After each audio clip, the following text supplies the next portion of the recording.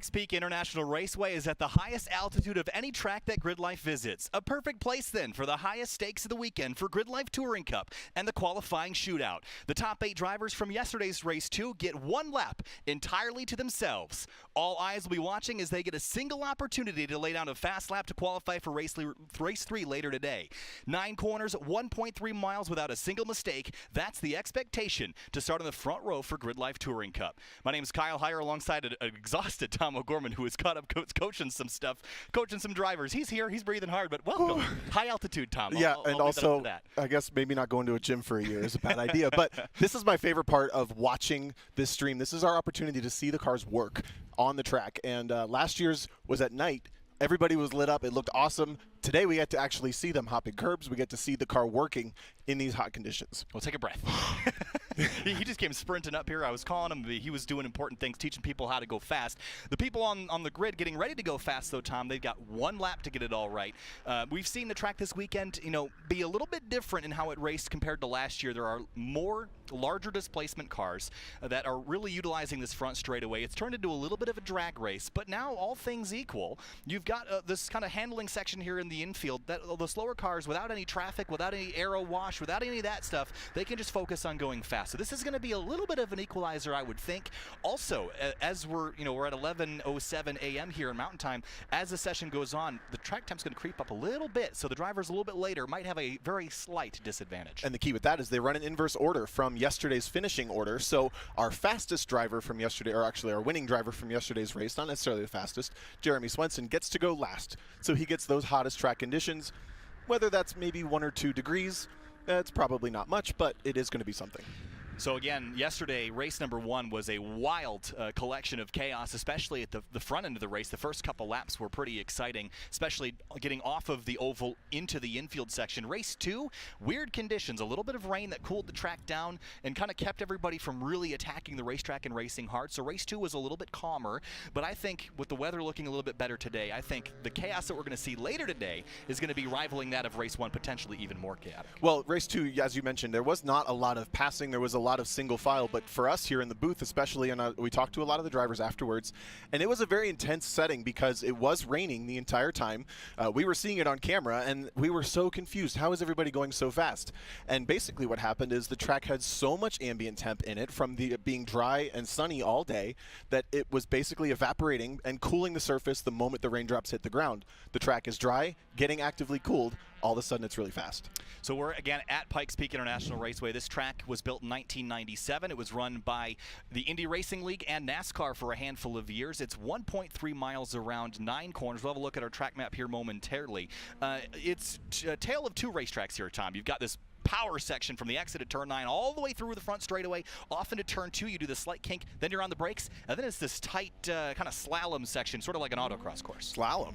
I like that. Yeah, so we were watching our blip around the map. We have turn 1 is the entire NASCAR banking, and right about there is a giant bump. So that's going to be really interesting to navigate. It makes things interesting side by side and wheel to wheel more than anything, but GLTC cars mostly flat out all the way to the braking zone right there for turn 2. It's a pinch point wheel to wheel as well. Then, as you mentioned, that hairpins at turns 3 and 4, right between 2nd and 3rd gear for most cars, and then the curb hopping section. It's kind of like downhill skiing moguls. You really got to use the curbs to your advantage, but they can bite as well before you get back up onto that front straightaway, at turn 9. So that's a lap here at Pikes Peak International Raceway. It takes you just over a minute. We saw drivers yesterday in the 1:02 range, even with the water, as you mentioned. Qualifying times, though, yesterday morning were in the 1:01 range. So I think we're going to see more of that, provided that this is a little cooler than it was on Friday morning. So I think we're going to see times be even a little bit quicker. But first up, Joel Morrison, the number 71. You see him there in the green and black 9 Lives Racing S2000. He's had a heck of a weekend so far. Had some contact in race 1, then had something break in race 2. He's repaired that car. Also, I got a correction on the motor. That is the F-Series motor in that car, but it has a K bottom end. So it's kind of a mix of both. So just a little clarification. But he's been fast. But just like Eric Jensen, he's been a little bit unlucky. Yeah, and I think that of the drivers we're looking at, those are the 8 cars we're going to watch qualify one by one. We've taken the finishing results from yesterday's race. The top 8 get a chance to re-qualify rather than starting the grid the way they finished yesterday. They have a big opportunity opportunity to shake things up and reset the grid. And the driver on the list of 8 in front of us, I think that has the biggest opportunity is Joel Morrison, because he's been more or less the 3rd or 4th fastest car the entire weekend. But as you mentioned, a little bit of misfortune here and there has put him 8th on the grid. So he gets to see the track first, but he can also move himself maybe from as far as 8th down on the starting grid all the way up to maybe 3rd or higher. With that, I'm looking at Jeremy Swenson's car. I'm looking at maybe Jeremy Boysen's cars. He's running a treaded street tire that tends to do really well right out of the box versus a car that's nice and consistent like the 9 Lives Racing S2000 you're looking at on screen. That car may not have the outright pace, but it certainly has the consistency. So if Joel can even get himself up into the front 2 rows, maybe up from 8th to 4th or 3rd, he's going to do himself a lot of favors with that. So rolling through the backside of the racetrack now and up onto the exit of turn number 9, climbing up onto the banking, Joel Morrison in the number 71 9 Lives Racing car is taking the green flag for the GLTC shootout here at Pikes Peak International Raceway across the start-finish line, zooming by us here in the booth. Off into turn 1 here, Tom. Big bump in the center of this corner. He's got to settle that car before he slams into the bump. And watch what this bump does. If we get it just in time through the middle of the banking, he's probably passed it already, but he is flat out all the way to the track out wall, down into that braking zone we talked about for turn 3. And then through the kink at turn number 3, right, you see the hood flapping on that car with all the air going over the nose. Into turn 3, he's going to round the corner and move to turn number 4. Down into turn 4 now. He's going to try to cut this real tight on the inside apex here, Tom, and then head through that slalom section, as we mentioned. Jump the curbs as high and as aggressively as he can to try to shorten this up. But so far, pretty composed looking. All the way out, tracking out of turn 5, jumping the curb there. He got the left sides inside the curb, cutting distance out there as we chase him. He's too fast for the camera guys even as he cuts the distance out of the entry to turn 8. Up onto the banking from turn 9. It looked pretty composed, but what can he do? Will he be able to move himself up the grid? Across the line for Joel Morrison, his chance at pole here in the GLTC shootout. Across the line, what's it going to be? A 1:03.779. That's a pretty decent time. I'm not sure it'll be pole, but we'll see where it stacks up. Yeah, I don't know that it's going to be good enough for pole, but I think that's going to be good enough for top 5. So I think that we'll call that a W for Joel Morrison as we watched Nick Steniford also pulling out onto the track. He's going to be our next car. Finished 7th yesterday, back from, I want to say he started 10th or 11th even. So we had a really great race in the rain yesterday, and he's already coming up for that flying lap. Here we go. Green flag now for Nick Steniford in the number 87 S2000 across the start-finish line. He will take the green flag now. Speeds climbing up well north of triple digits here off into the corner. And again, watch for that bump here, Tom. This is what everyone's going to be balancing here. Thankfully, you're not side by side with anybody. Right here, he's going to slam down over the bump and head on to the backstretch for turn number 3. Just a little bit of a kink here, and then you're going to brake as late as you can. Look at the speed he's carrying, almost 120 miles an hour on the brakes. Aim for the inside curb. Very composed. Not looking incredibly aggressive at the moment. We'll see where he stacks up. This infield section, Tom, it's hard to pass, but you can make up a lot of time in there. It is. We'll see if he dives down. No, he goes for the really late apex, turns in super late. Big rotation on the way in for the 87 car. Actually misses the late apex just a little bit. That's going to cost him, but tracks her out into this slalom section. How much of the curb does he use? Much less than Joel Morrison. Yeah, not a ton. And we'll see a right-hander. There's a lot more. There's 4 tires up and over as he rolls through turn 6 and 7 and out into turn 9. A little bit wide. Oh, I think he's washed out a little bit too much perhaps there, but across the line now, he needs to beat a 1:03.779 to be on provisional pole here in the shootout. And Nick Steniford across the line. 1:03.943. He'll go second quick. That's a solid lap. I did not actually expect that to be quite as quick as it was. We saw him scrabble just a little bit for grip in turn 4. He used a lot of distance on the way off of turn 9, but it paid off. He was able to get that car rolling and finish that lap at a really stout 1:03.9. Here is Jake Jornstad of the Myriad Motorsports Camp. Big rear end slide coming out of turn 9, so he's getting the power down as he climbs up onto the banking. This car is very similar to Felipe Gonzalez, but Jornstad's had better results this weekend as he sails by us on the start-finish straight. This is going to be a car that'll have some pretty good top end as well.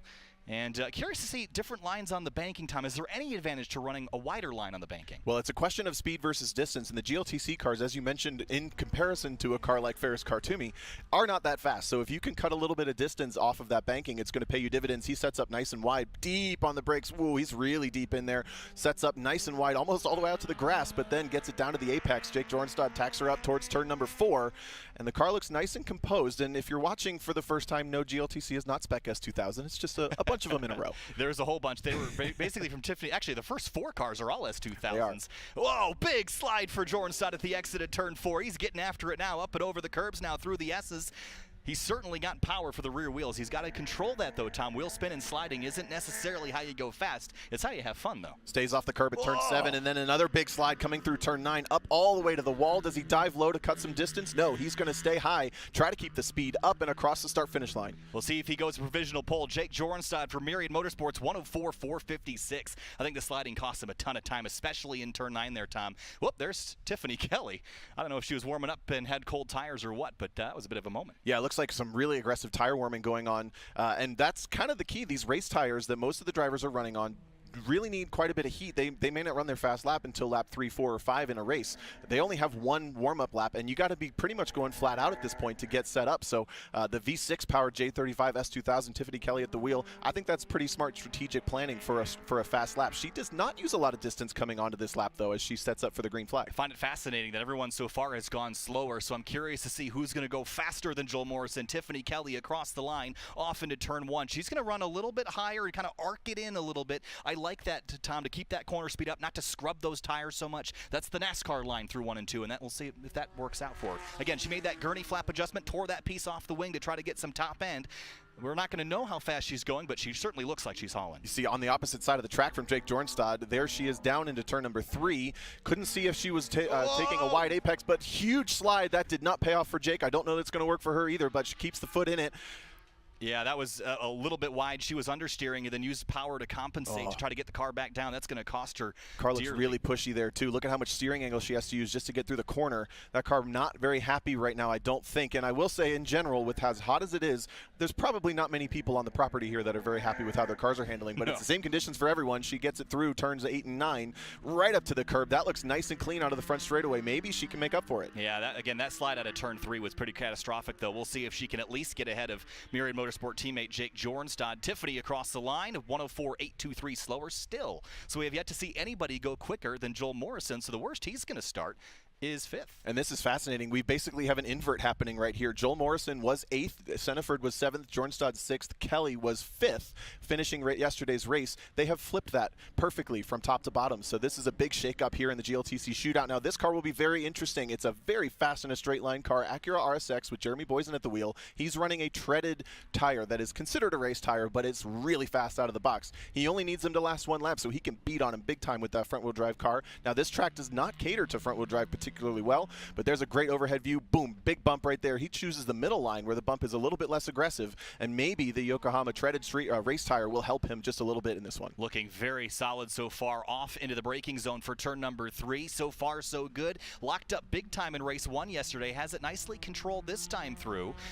And again, with that street tire, doesn't require as much temperature to heat it up, so off into turn 4. So far, so good here, Tom. Very clean exit there in turn 3, which actually we saw from race 2 worked really well for Jeremy Swenson. Jeremy Boysen now driving his RSX. Again, a nice clean exit, not using all the track, but I think he's using his forward momentum really well here in this lap. Hops the curbs, car looks nice and compliant. Does he make it to the second curb? Yes, very clean. Look at it hook at turn 7. Now sets up so wide, tons of distance on the way in, but a late apex, he's going to get on throttle super early up that banking. That was one of the cleanest laps we've seen. We'll see where it stacks up. Needs to beat a 103.779 to go to provisional pole across the line. Here comes Jeremy Boysen, and he goes 3rd quick, a 104.160. Right in the middle, so that is 3rd overall right now. Which means Jorenstad and Kelly are looking like they might have been the big droppers on the starting grid. Now we have another Kelly. This is Justin Kelly in another V6 J35 powered. This is Scion FRS, though. On his warm-up, he is not taking the Tiffany Kelly approach of going strategic tire warming. He's going full send already coming onto the flying lap. This is a car that won a race here last year and won a couple races the year prior as well. So Justin Kelly, he's been winless for a while. Ever since they swapped these motors in, they have not found their way back to victory lane as of late. So they're looking for another one here across the line to start his lap. And we'll see what line he chooses. All the way up by the NASCAR wall. He's going to run way high on the entry. And now down to the white line at the exit of NASCAR 2. That's about the most aggressive drop we've seen so far. Yeah, that was a very high line. And these guys, while he's on the back straight and we have a second, these guys actually took the time to come to a dyno at altitude. They retuned the cars, I think he said over 100 pulls to make sure that they were making power up at altitude. So you can guarantee this car should be nice and healthy, but big power down. It's not going to work for him again. These Myriad cars maybe a little too stiff in the rear end or something to make them not so great off the corners. but he's keeping it nice and tidy through turn 3, even climbs the inside of that curb. I like the way that looks. Whoa, way out. He's going to almost clip the cones at the exit of turn 4, maximizing everything he can. Got to keep 2 tires within the white lines. I think he might have had them there, but that was about as much racetrack as you're going to be allowed to use. Through turn 9, Justin Kelly absolutely getting after it. Now climbing up onto the banking again. Again, the 103.779 is provisional pole. That's Joel Morrison. Kelly stays low across the line. And Justin Kelly, provisional pole, 103.2. So our 2 fastest cars left to go. Both of these cars have been pretty much untouchable on raw pace, but they are very different in the way they're going to make their speed. They're very different in the tires running as well. We have a full race tire, no tread on these ones for Brian Heitkotter. That is the 05 Chris Forsberg Racing 370Z. Jeremy Swenson is a little intimidated by this car. He thinks he's been getting a little bit of luck to help him win the races so far, but he thinks it's only a matter of time before Heitkotter picks up a win this weekend and he takes the green flag. Well, Heitkotter has been the fastest car here. He just hasn't been the one to win. Those two things don't always align. Through 1 and 2, and again, this is an area that Heitkotter tried running wingless on Friday. He said that car felt very unstable without it, so he elected to put the wing back on. Now at the exit of NASCAR 2, into the kink again, on the brakes hard. This car in the past has had some anti-lock braking issues. Very composed this time through, though. The infield is where this car would be a little bit weaker relative to those S2000s, using every bit of the racetrack at the exit of 3. Nice neutral steer, driving the car off the corner with the rear end, but no counter steer required. Look at the early dive in, cutting distance like a skid pad out of this corner. I like that approach to that corner. Tracks are out, just out to the white line, and now into the curb section. Here we go, dancing over the curbing. Like places like Sonoma and Sebring, where you get up on top of the curbs and really try to maximize the racetrack. Heitkotter doing the same, clips the apex nicely in turn 9, now climbs up. That's going to be a very, very solid lap, almost visibly quicker. Let's see how good it is. Needs to be to 103.294, cuts the distance on the front stretch, and Heitkotter easily pole by over a second, 101.953. And that's within about a 1/10 of a second of his fastest lap from the weekend, so he did a fantastic job setting that one up with only 1 lap to prep. Now our fastest car theoretically coming into the shootout, Jeremy Swenson, race winner from race 1 and 2. He has not been the fastest car on lap time, though, and look at him setting up nice and wide, extending the straightaway leading up to the green flag, but he did have a lot of opposite lock coming onto the front straightaway.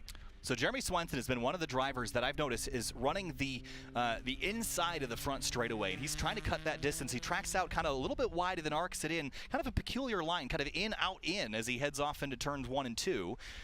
But that thing is a rocket ship. It just looks visibly fast on the straights. Now this car also running a treaded street tire, so it gets to have a little bit of a cut on power to weight, and it is very, very fast everywhere. Really good on the brakes as well, deep down into turn number 3. Heitkotter just in front of him, cooling down. Maybe a little bit of a rabbit to chase. Look at the neutral steer off that corner. That looked beautiful as well. Swenson now powering towards turn 4. Swenson has been so composed this weekend, very few mistakes, and that's what's allowed him to stay out front in front of Heitkotter. Now at the exit of turn 4, how much is he going to use the power? You can see him tracking out pretty tight. He stays all 4 tires inside the white line. Now up on top of the curbs, attacking beautifully. 4 tires up and over there. Misses the curb there on apex, but he's been avoiding that one all weekend long. Now through 9, tracks out wide. Apex is late, and this will be a great run. Yeah, it's definitely been his MO to kind of strategically place the car through those last couple of corners to keep it more composed, and also use the forward momentum of that car more through the lap than the lateral momentum. He's not been using as much track, but he goes to pole, 101.8. That's a new PB for him, and he takes the top spot again. That's the first time the Purple Corvette has truly been the fastest car for GLTC this weekend, and he earned it. Jeremy Swenson, a 101.858, beats Heitkotter by a 1/10 of a second to win pole for race number 3 later today. That'll be at 3:10 Mountain Time here at Pikes Peak International Raceway in Fountain, Colorado. What a lap by Swenson, but again, he's just been so composed all weekend long. If Heitkotter can find a chink in the armor, I think he could get the blade through here, Tom, but he's just been unable to find a weakness in Swenson so far. So essentially no change in our top 3 from race finishing order yesterday. Swenson, Heitkotter, Kelly were the top 3 at the checkered flag. They're going to be the top 3 at the green flag today, but then big shakeups behind. Joel Morrison gets the job done up to the 2nd row from 8th on the finishing order yesterday. Then Nick Steniford, that's also a fantastic effort, from 7th up to 5th. Jeremy Boysen stays pretty much put, actually drops a couple positions from 4th to 6th now in the shootout. Jornstad and Kelly will bring up that 4th row when we take the green in a couple of hours' time. So the front looking pretty similar, but pretty interesting mix-ups there from 4th to 8th. I want to bring up something that we haven't mentioned yet. One of the drivers that probably should have been in this top 8 shootout was Eric Jensen. He was running 4th on the white flag lap in both the first 2 races. Got crashed out of race 1, broke an axle in race number 2. He's since replaced that. He will be starting at the tail of the field for race number 3. But with the starts he's been getting, if you want a car to watch the white or the black and red FRS from the tail of the field. I bet you he'll have half the field passed by the time they get to turn 3. I would put money on that bet as well. That's going to be a ton of fun to watch, so definitely many reasons to tune in for race number 3. And then as a quick reminder, race number 4, we invert the top number of cars up to, it could be a full field invert at this event. We always make it interesting for race number 4, so you're not going to want to miss either of those. Definitely. Welcome back to Grid Life live at Alpine Horizon Festival from Pikes Peak International Raceway here in Fountain, Colorado. You're joining us for Grid Life Touring Cup race number 3, where by speed or by circumstance, the story of the weekend has been Jeremy Swenson taking the win in both races 1 and 2, but he will be pursued heavily by Brian Highcotter, who is on the precipice of a breakthrough for his first win here in Grid Life Touring Cup in his Chris Forsberg Racing Nissan 370Z. My name's Tom O'Gorman, soon to be joined by Kyle Higher. You're stuck with just me for right now, but he will be here in time for a majority of race number 3. And as I alluded to, the story of the weekend has been a pair of super competitive drivers who have been no more than 1 or 2 seconds apart in any session this weekend. Brian Highcotter and Jeremy Swenson will share the front row coming up to Grid Life Touring Cup race number 3, and we are going wheel-to-wheel racing for a 15-minute sprint race, race 3 of 4 in this weekend. The story of this race is definitely going to be tied back to our top 8 shootout, which we had a little earlier today at about 11 a.m.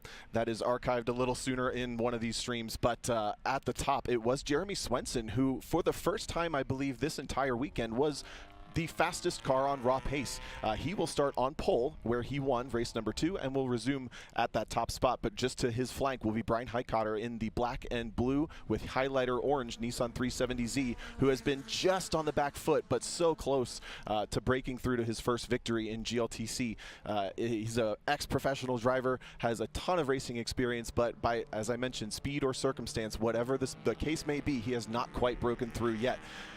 Things get a little more interesting as we move down the field. There are a trio of drivers who have been absolutely on fire for that 3rd podium spot. I'm talking about Justin Kelly, Joel Morrison, and Eric Jensen, and each of them have their own unique storylines coming into this one. As you mentioned, back in the top 8 shootout, we actually requalified our top 8 drivers from race 2, and they jumbled things up pretty well outside of the top 3, where Justin Kelly locked himself into 3rd, but Joel Morrison jumped from 8th all the way up to 4th on the grid. That's going to be a great spot for that Honda S2000 driver to be starting. Those two have had some really heated battles along with a 3rd driver, Eric Jensen, but Jensen's got his work cut out for him coming into race number 3. He actually broke an axle at the end of race number 2, missed out on the shootout entirely, and will be starting all the way at the back of the field. But that V8 powered Scion FRS has been blisteringly fast at the start of these races, and with only 15 cars on the grid, you can guarantee that that number 184 car will be working his way up through the field back towards those podium positions very, very quickly.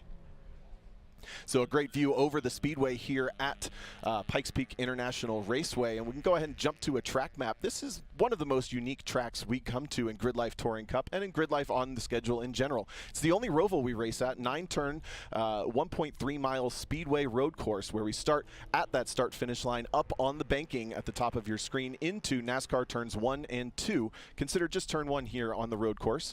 Right about here, there is a big bump right at the steepest point of the banking, and then you level back out down into a pinch point. You're going to hit the brakes right at about turn number 2. Deep braking zone into turn 3, a great passing opportunity. We've seen that pay off for some of our GLTC drivers into a pair of hairpins almost down to 2nd gear, 60-mile-an-hour corners right in front of all the fans before jumping curbs through turns 5, 6, and 7 and setting up for a great run off of turns 8 and 9 onto that speedway once again. And that turns 8 and 9 has been absolutely critical for a couple of our competitive drivers. Swenson and Highcotter have such unique lines through there. It's going to be a lot of fun to watch them. As we roll into the green flag of this race, you'll see that they have very different approaches, but to very similar effect. Looking down the field just a little bit more, we have a couple of other drivers with some interesting storylines. Jeremy Boysen, who will roll off in the 6th position in this race. He is our most competitive front-wheel drive car here this weekend. Has been going back and forth on tire choices, seems to have settled on a treaded race tire, and that has really been effective for getting him up to speed very quickly. He had a breakthrough from kind of floundering a little bit in race number 1 to finishing in the 4th position in race number 2 after Eric Jensen's axle failure. He will start 6th in this race, but that Acura is very fast in a straight line. But just in front of him is one of the local favorites, Nick Steniford, who we just talked to actually recently. He's racing that Honda S2000 on a Falken street tire, but not the Falken street tire that we're all used to talking about, the 660. He's actually on the previous generation Falken RT 615. That is Zini's tire, which is still a great tire, but measurably not as grippy as that 660.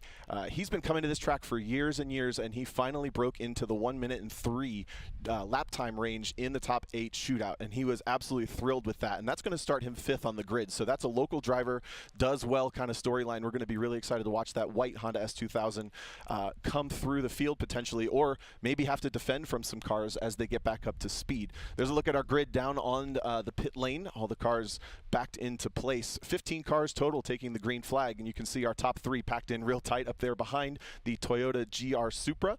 That is a 2022 brand new car out here as our pace car all weekend. Big thanks to Toyota for helping us out, hanging out with us here at Alpine Horizon Festival. Taking a look at Joel Morrison rolling into grid. He's our last arriver in that black and green S2000. And we have a lot of those S2000s here, but very few of them are powered by their actual stock motor. Joel Morrison's actually the only one that has anything resembling a stock motor in that S2000, and even that has a little bit of tweaking done to it. So we'll talk a little bit about the prep levels of these different cars. But GRIDLIFE Touring Cup, if you're joining us for the first time, you're about to watch 15 minutes of wheel-to-wheel sprint racing, very similar to what you would do in Gran Turismo or Forza, where you'd hop in with whatever car you've got, you bang out a bunch of races, you have a good time with your friends. Every single race scores points, and the person with the most points at the end of the weekend is the champion for that weekend. Right now, Jeremy Swenson stands on top of those points with having won races 1 and 2, but we're only halfway through this one, so Brian Highcotter is not out yet. It's going to be tough for anybody else to catch one of those 2, I think, but Justin Kelly, Joel Morrison, and the rest have been keeping them honest. Take a quick look at our weather information. It is much cooler today, so we might see some really quick laps in this race. We have new track records already been set in many of the time attack classes, in addition to the GRIDLIFE Touring Cup wheel-to-wheel series.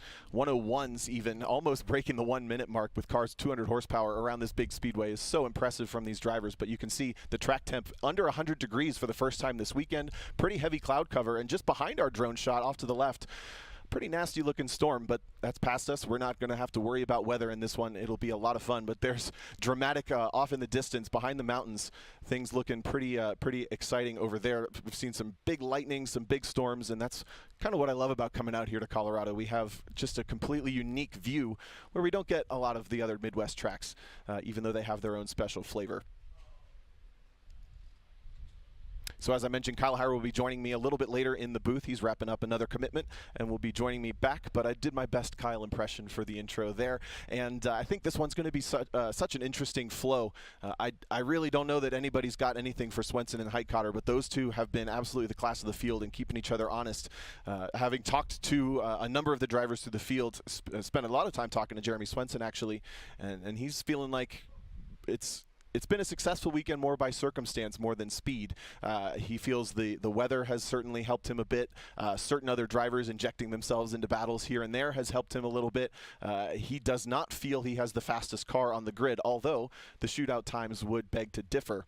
The big difference between those cars, obviously, besides the different makes and models, is Brian Highcotter is racing on a race tire that is a pretty traditional race tire that most of the cars would race on in GRIDLIFE Touring Cup. Jeremy Swenson racing on a treaded, quote-unquote, street tire that tends to be a little quicker out of the box, but maybe not as durable. And I think these cooler conditions are absolutely going to play into his hands just a little bit.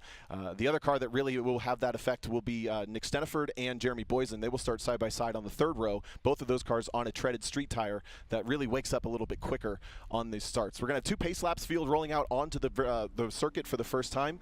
And there you see the field. That purple Corvette is Jeremy Swenson. The black with highlighter orange is Highcotter. Justin Kelly in the black and red FRS. And we might as well start to roll that starting grid. So on the front row, we've already talked about him, the number 30 of Jeremy Swenson alongside Brian Highcotter in the number 5. Then Justin Kelly, that's a V6 powered FRS. In 3rd position, the car number 86 from Myriad Motorsports. Then the black and green of Joel Morrison jumping up from 8th on the grid, finishing order of race 2. to 4th based on the strength of his top 10 shootout performance. That's a really good performance for him. Gets himself back in the game in the number 71 9 Lives Racing car. Then Jeremy Boysen and Nick Steniford start side by side. Steniford is 5th, Boysen is 6th in the RSX. Behind them, a couple of teammates from Myriad Motorsports. Jake Jornstad in the number 23, just in front, just alongside, I should say, his teammate Tiffany Kelly. Those cars, a pair of S2000s. There's the teal of Jake Jornstad. That is a K-Series motor. And then behind him, Tiffany Kelly with another one of those V6 Honda motors swapped into her car. Driver who's had a little bit of a quiet weekend on the stream for us is Stephen Cox. That's the red Corvette, the 1999 C5 Corvette. Has had good consistent performances, but I'm sure he's looking to break through a little bit more. He actually won one race at this event last year and has struggled to kind of find that success once again. He starts alongside Bill Griffin in the 9th spot, Bill Griffin in 10th. Then Colton Wade in the E46 M3 BMW, that's white with blue and red stripes down the side. He starts 11th in the number 18 car alongside Felipe Gonzalez in the final Myriad Motorsports car. That is once again a Honda S2000 with a K-Series motor swapped into it. Then Brian DeFries, number 898. That's a blue Civic.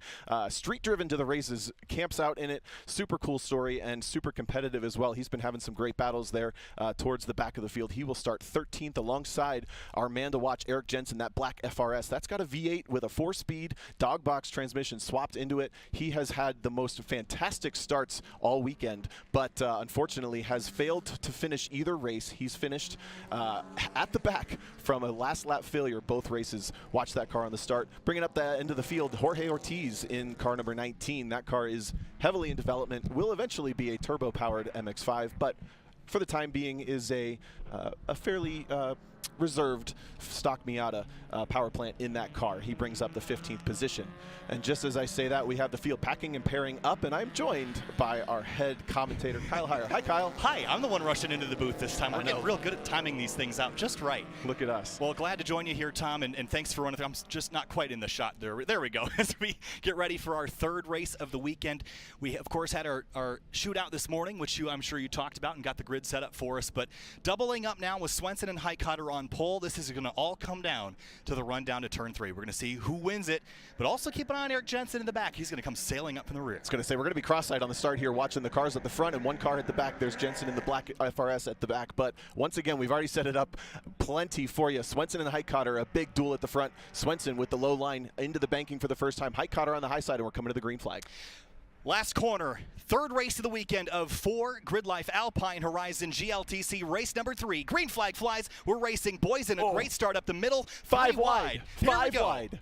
Oh, man, 4 wide still as we head down. Here comes Justin Kelly on the inside. He's going to take the lead as we head up onto the banking. He's got it as they come out of NASCAR turn 2 up onto the backstretch. Still 3 wide as we come up off the corner. Swenson gets squeezed. Here comes Boysen now up the inside for 3rd place. Make it 2nd. He's got it. Highcutter on the outside of the brakes. Now Tiffany Kelly, that was her on the inside that got up a couple spots too. Wow, this is still 3 wide action. Highcutter holds the position around the outside. A little bit of a push from Jeremy Boysen, but look at Swenson has absolutely been swallowed up. We are still 3 wide for 2nd place. Highcutter has the inside run for turn number 4. This is Justin Kelly getting away just a little bit. Where is Eric Jensen?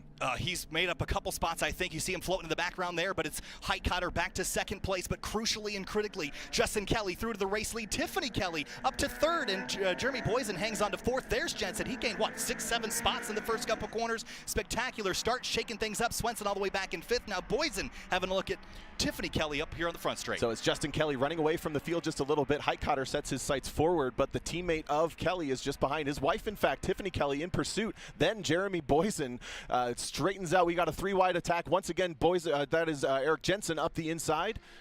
Yeah, Jensen took it to the bottom. He's got a rocket ship. He had an axle break yesterday and moving forward, but Justin Kelly has clear racetrack ahead of him. Can Highcutter respond and run him back down? Here's Swenson now having a look at the inside of Jeremy Boysen on the run down to turn 3. Swenson should be quick, but he's going to have to pass 4 cars to get back to the front. Track temp's cooler than ever, and even more so than the shootout today, but we have a drag race between an RSX and a Corvette and GLTC towards turn number 4. Swenson around the outside, Boysen up the inside, a pair of Jeremys racing hard. Then Jake Jornstad has also made his way around Joel Morrison Morrison. Morrison is maybe the big slip at the beginning of this race. He's fallen from 4th back to 8th. Are we going to go side by side through the S's? I think we are. Look at this, side by side. Boysen up on top of the curb. Swenson runs wide, plenty of space given. Boysen slips. Here comes Jornstad in the 23 up the inside, door to door through turn 9, but Swenson to 4th.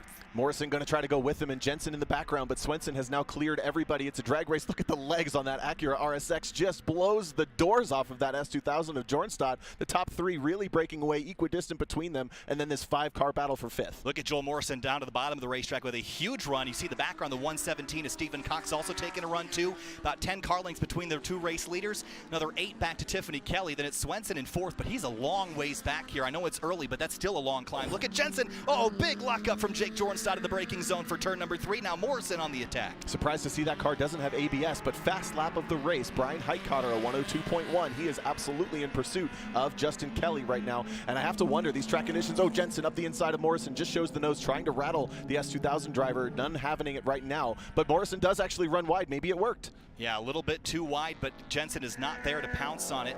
Back up to Swenson. You can see him closing the gap up to Tiffany Kelly. Does he have enough time to get all the way back to the front? He's won both races and has been remarkably consistent over the course of a race, more so than we thought. But can he fight from the back of this front group to get to the lead? That's a tall task as they come across the line.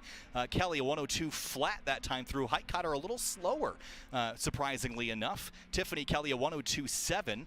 Then Jeremy Swenson, a 102.005. That was the quickest of anybody in the top 5. Yeah, and that's the fast lap of the race right now. Going back to conditions, we watched in the shootout that the Kelly's cars, the Myriad cars, were very, very loose. They were really squirrely coming off of the slow corners. We suspected maybe they're running a bit of a stiffer setup, and now with the cooler conditions, more grip available. You see Tiffany still scrabbling for grip, but those cars really seem to be coming alive in the cooler conditions here, whether that's by engine power or by chassis setup.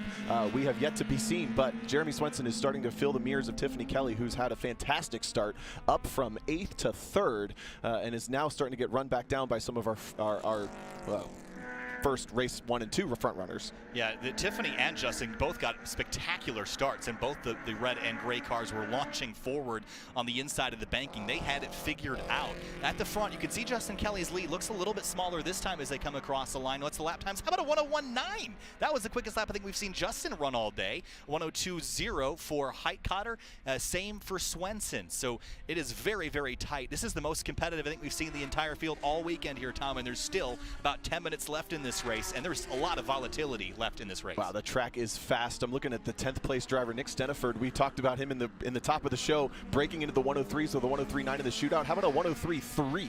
That's how much faster the track is in this race. Everybody picking up speed. Kelly, though, looks a little bit like she is a sitting duck as Swenson is getting bigger very, very quickly. Yeah, both Tiffany and Justin, they had the same issue in the shootout where they were understeering massively through turn number 3, so they were countering that with a lot of throttle, and they're sliding and losing a ton of ground at the exit of that corner. It's what we call pushy loose. It pushes on the way in and then gets loose on the way off, and that is the absolute worst kind of dynamic you want. But you look at how composed Jeremy Swenson has been able to make up those last couple of car lengths through turns 7, 8, and 9, and now watch him dive to the bottom of the track, cut the distance off of the banking. No, I lied. He's going to go for the draft. Well, here we go again. Tiffany Kelly earlier ripped the gurney flange off the top of the rear wing on that car to gain a little bit of top end. We'll see if that's going to help her. I did ask earlier, about 1.5 miles an hour was the difference. As behind him, there was a battle. I think Jornstad and Morrison were door to door. They were door to door, really down low on the apron of almost to their apron of the speedway as well. But something seems to really have worked, whether it's the gurney flap or the cooler conditions.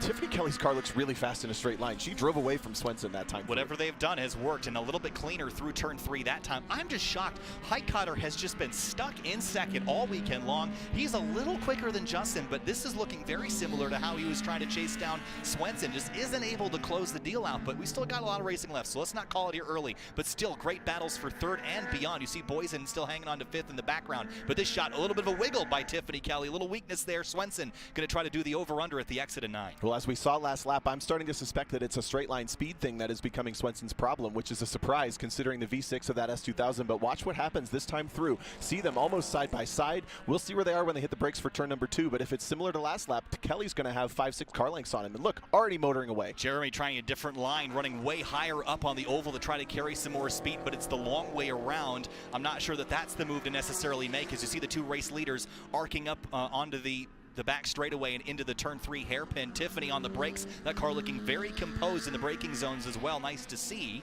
But right here, this is where she struggles. Big slide there. She watches out wide. That's been her weakness all weekend long. And you see Jeremy close up. But Tom, you can't really pass down here in the infield. Just behind them, Jeremy Boysen. Yes, we got so many Jeremys. Jeremy Boysen has a big problem in his mirrors, and it is Joel Morrison, who's gotten his way by Jake Jornstad. They're going to be the next battle into frame behind our battle we've been watching. There's the battle for third, and now Jeremy Boysen, Joel Morrison have a great battle for fifth as well.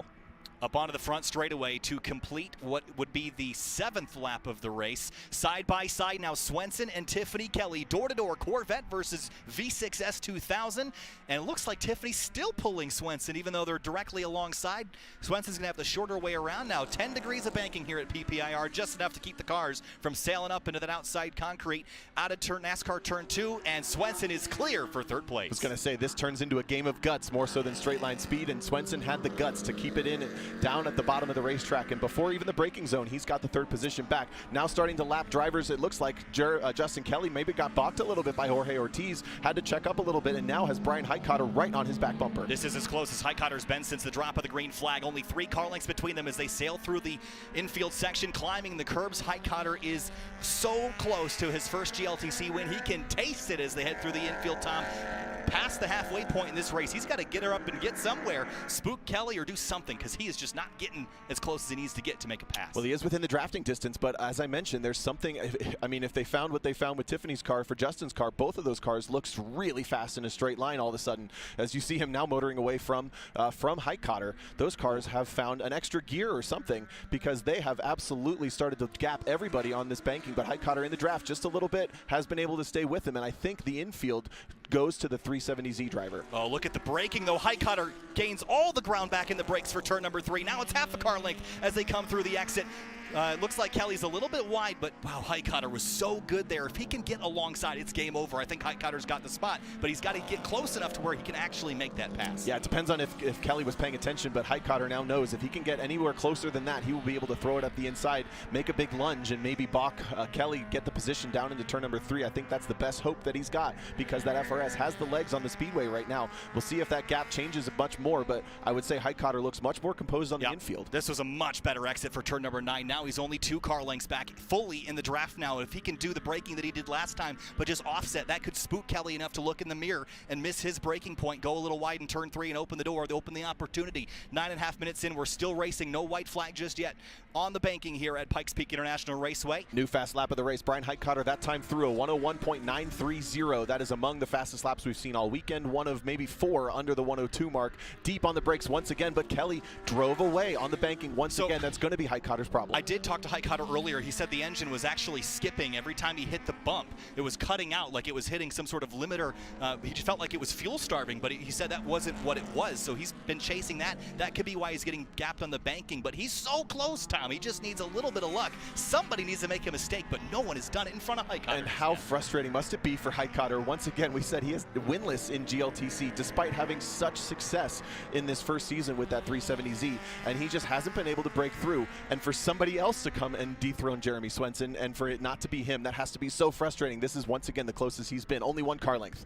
I think if he could run higher on the oval, avoid that bump, that might keep the engine running long enough to get him a little bit closer. You can see him now. He is running a little higher on the banking to try to stay out of that bump. Now comes down a little lower. Where does he lose that time? Right at the exit. It seems where Kelly's car is pulling. As soon as they get straight again, it's like Kelly's car gets another gear. Here's Heitkotter way late on the brakes on the outside. Now he's alongside into turn number 3. Can he keep the overlap, over-under on exit? Heitkotter trying to get the lead away from Justin Kelly. Here he comes on driver's left. And Kelly feeling the pressure big time, put the car in the middle of the track on purpose. That time he knew Heitkotter was close enough to make a move. Heitkotter tries the outside. This is a skid pad corner, totally flat. No mechanical, nothing but mechanical grip, and we're going to go side by side into the S's. Here we go, side by side with the 2 race leaders. Finally, Heitkotter has a taste of the lead. Huge slide for both the race leaders. Oh man, a big bumble for the 86 car as he gathers it back up. But now Heitkotter takes the lead away here at PPIR, climbs the banking, and now he's got clear track in front of him for the first time this weekend. At least 2 laps left. No white flag yet, but we are 11.5 minutes in. Working lap number 11, or working lap number 10, finishing lap 10 just there. New leader Brian Heitkotter with the fast lap of the race as well is in the catbird seat, poised for his first win. Can he hold on? Man, that was a heck of a pass around the outside of turn 4. Unbelievable. I haven't seen something like that in a while now. Justin Kelly all the way to the outside concrete wall, trying to close that gap back down. Does he have the brakes to close back in on Heitkotter? He's going to try to close that gap here, Tom, but his weakness is in the brakes. Heitkotter's real good there. Looking back, Jeremy Swenson is kind of all by his lonesome. Tiffany Kelly's pace has fallen off just a little bit, and the rest of the field, we haven't seen much of them, but I know that something has happened to Joel Morrison. He slipped back behind Jeremy Boysen and Eric Jensen once again. Jensen is working his way all the way from 14th to 6th. There he is. There they are. They're having a great battle. Yeah, there's Jeremy Boysen in the Acura RSX, Eric Jensen in the FRS. That's the black and red car on the right-hand side of your screen. Now they're door-to-door through turn number 4. This is spectacular stuff on the infield of PPIR. Jensen runs way out wide. Now look at Joel Morrison watching the battle from behind, trying to pick which line's going to go forward. Oh, power move around the outside for Jensen, but he's not going to stick it like Heitkotter was able to. They're still side by side. Joel Morrison has to pick his teammate. Who does he want to follow through? He goes up the inside. Here he goes. Boysen slams the door. Look at the drag racing out of the corner. The 4-cylinder RSX makes it work. And starts to stretch his lead. That was a spectacular drive off corner number 9 for the number 99. Jeremy Boysen takes that spot away, but Jensen now on driver's right. White flag in the air. Final lap here at PPIR for GLTC race number 3. Heitkotter leads. Drama's behind him for 5th place. All sorts of sliding around. Great stuff here. This 5th place battle is not done by any stretch. Down to the braking zone through turns 2 into turn number 3. Who will be able to get it done? Heitkotter pulling away from Kelly. Swenson not close enough to do anything with either of them. I think that's going to be our podium. But in 5th, we have an attack from Jensen on Boysen. Jensen in the FRS. Boysen, massive understeer in the RSX. Just can't get the power down, but look at the legs that thing has. Spectacular drive now, side by side again into turn 4. The short way around the 99, the long way around for the 184. Door to door as they come up off of 4 and into the twisty stuff now. This is going to get really dicey. Jensen going to try to hold driver's left, checkered flag waving, and Brian Heitkotter for the first time ever will pick up a GLTC win. 3-car battle side by side through the infield at PPIR. Any one of these 3 could take 5th. Yes, this is the battle only for 5th. Oh, trouble. Joel Morrison tags Jeremy Boysen. He tacks her up, puts the power down. The front-wheel drive car straightens back up. Jake Jornstad around the outside will pick up a position, but it was Jensen that gets a clean run, finally finishes the race. Look at the drag race between the S2000s. Wow. So a little bit of contact there for Joel Morrison and Jeremy Boysen, but looked like relatively minor contact and just flesh wounds, I hope. But wow, Tom, that was a heck of a race. That's one of the best ones I've seen in some time. Brian Heitkotter, Justin Kelly. How about the pass on the outside of turn 4? You can't do that here. And look what he just did. It was spectacular, and I love that top 8 shootout is what gave us that amazing race. Massive congratulations for Brian Heitkotter to take his first ever GRIDLIFE Touring Cup win in that Chris Forsberg Racing 370Z. It's been a long time coming, I will have to say. He's been working his butt off. They've developed that car. Remember back at COTA when he was just nowhere, and he was like, we have a lot of work to do. And here they are. They finally have broken through for a win. Justin Kelly 2nd, Jeremy Swenson 3rd. That's an okay points race, but that's not where he wanted to be. And now we get to look forward to our inverted race number 4. Oh man, I'm so excited for that. The number for the invert is going to be 6. So the driver that will start on pole for race number 4 is going to be Jake Jornstad in the number 23. Alongside him will be Eric Jensen in the 184. Ooh, I'm getting excited just thinking about that one. And Jake Jornstad doesn't know that yet. We were the first to say that. We got a text from race control as soon as the race started. This is going to be the pole position. And it was the contact between the other 2 drivers that allowed Jornstad to come around the outside and pick up that 6th position. He barely took the win for over Joel Morrison for that pole position. Man. We're tired.